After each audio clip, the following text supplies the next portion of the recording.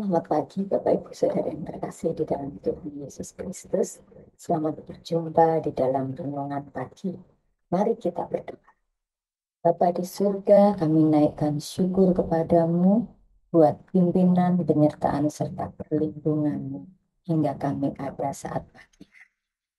Sebentar kami hendak mengawali segala aktivitas kami dengan mendengarkan firman-Mu. Kami mohon hikmat-Mu, urapi kami semua. Kami sambut firman-Mu dengan penuh ucapan syukur. Dalam nama Tuhan Yesus Kristus. Haleluya. Amin. Puji Tuhan.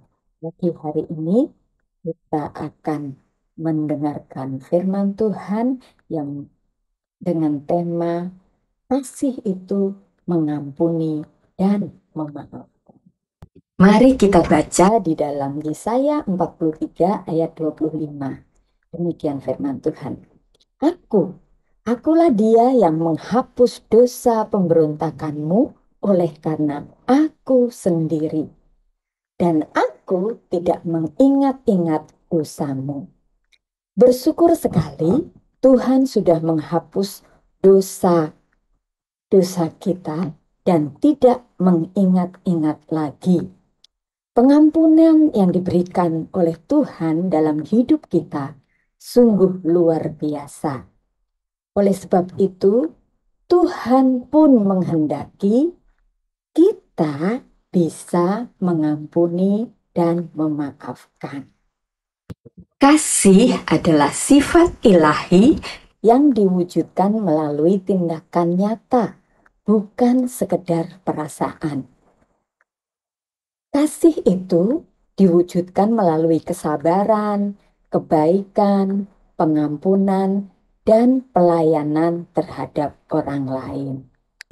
Menurut Kamus Bahasa Indonesia, mengampuni adalah melepaskan rasa benci atau sakit hati kepada orang lain, memaafkan kesalahan orang lain, membebaskan diri dari rasa sakit, amarah, dendam, serta tidak mengungkit kesalahan tersebut lagi. Pengampunan bukan hanya memaafkan kesalahan, tetapi juga membebaskan diri dari kepahitan dan dendam, membawa kedamaian serta kesembuhan rohani. Pengampunan yang tulus adalah perwujudan kasih yang tinggi. Memaafkan bukan tentang membenarkan atau memaklumi kesalahan, tapi tentang memilih untuk tidak menuntut balas atau membalas kejahatan. Contoh kasih yang sempurna adalah pengorbanan Yesus di atas kayu salib.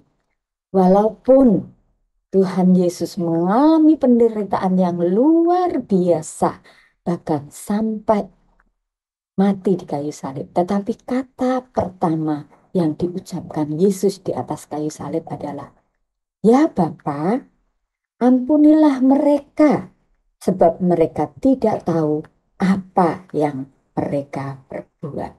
Puji Tuhan. Berkat mengampuni, saya akan menyampaikan 3 hal. Yang pertama adalah doa kita didengar dan dijawab oleh Tuhan.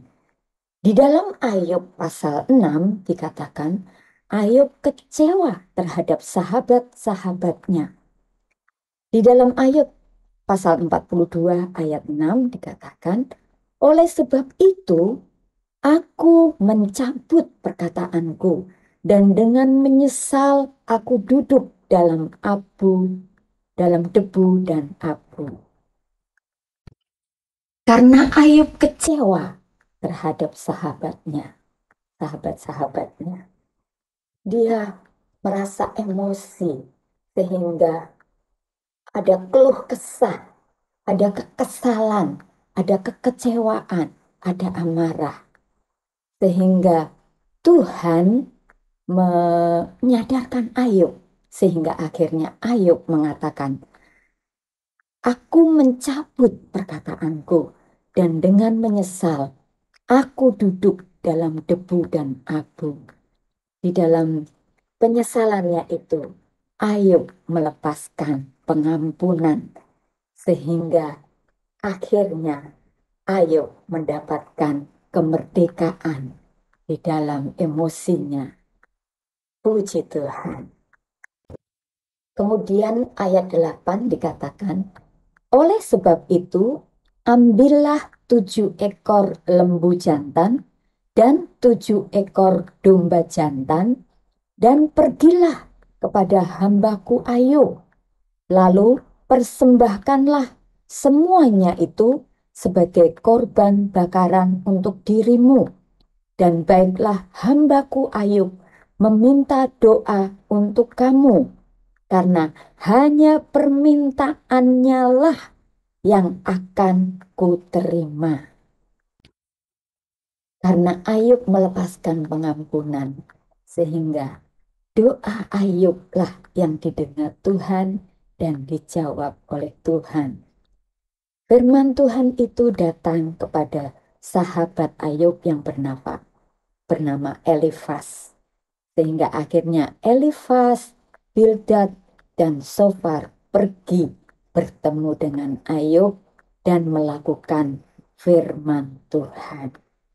Sehingga mereka diampuni.